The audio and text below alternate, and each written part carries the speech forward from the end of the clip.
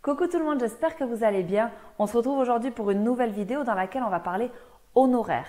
Mais avant de commencer, si ce n'est pas déjà fait, je vous invite à nous rejoindre sur mes différents réseaux sociaux, Facebook, Instagram ou YouTube.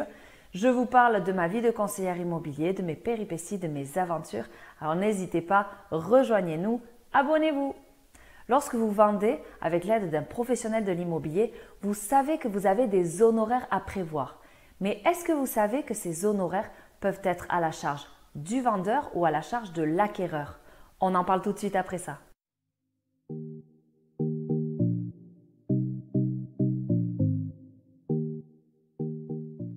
Comme je viens de vous le dire, à la signature du mandat de vente, vous pouvez avoir le choix. Vous pouvez choisir soit de mettre les honoraires à la charge du vendeur, soit à la charge de l'acquéreur.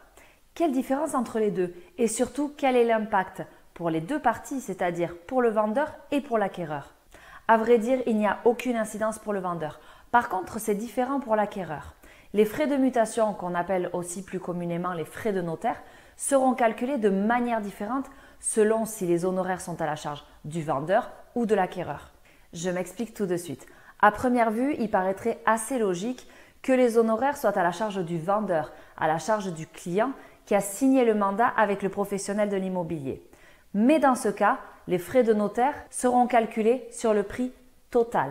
Un petit exemple, s'il te plaît, Céline? Par exemple, vous vendez une maison. Vous choisissez de signer le mandat de vente avec des honoraires à la charge vendeur. Prix du bien, 525 000 €. Honoraires inclus de 25 000 €.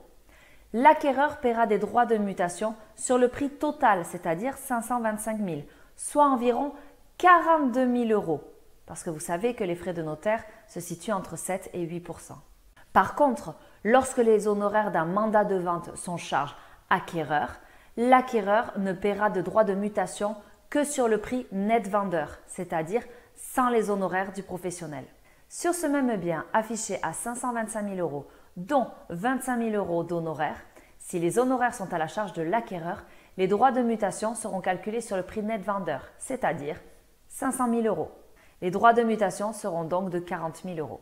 Si on doit résumer sur ce même bien, le fait que les honoraires soient à la charge du vendeur fait que l'acquéreur paiera un surcoût de taxe de 2 000 €. Bien évidemment, plus les honoraires du professionnel sont élevés, plus le surcoût de taxe sera important. En résumé, sur un même bien, si l'acquéreur a le choix entre deux agences qui proposent le bien au même prix avec les mêmes honoraires, mais l'une proposant des honoraires charge vendeur et l'autre charge acquéreur, eh bien l'acquéreur aura tout intérêt à choisir l'agence qui proposera le bien avec des charges acquéreur. Ainsi, il évitera le surcoût de taxe. Qu'est-ce que ça change pour le professionnel? Dans le cadre d'un mandat à charge vendeur, la loi n'impose pas de donner les honoraires, le pourcentage d'honoraires dans l'annonce. Par contre, si sur le mandat les honoraires inscrits sont à la charge de l'acquéreur, le professionnel se doit de spécifier obligatoirement le prix honoraire inclus, le pourcentage d'honoraires et le prix hors honoraire. Désormais, les honoraires n'ont plus de secret pour vous. J'espère en tout cas que cette vidéo vous a plu parce que moi j'ai pris énormément de plaisir à la tourner. N'hésitez pas à me mettre donc un petit like ou un commentaire, ça fait toujours plaisir. Et n'oubliez pas d'activer la petite cloche qui se trouve juste en bas pour recevoir une notification à chaque fois qu'une vidéo sortira. Si vous avez des questions et que vous voulez que j'y réponde également en vidéo, n'hésitez pas à me laisser un petit commentaire, j'y répondrai avec très grand plaisir, vous le savez. Sur ce, je vous donne rendez-vous la semaine prochaine, même lieu, même heure. D'ici là, prenez soin de vous et portez-vous bien. Ciao, ciao.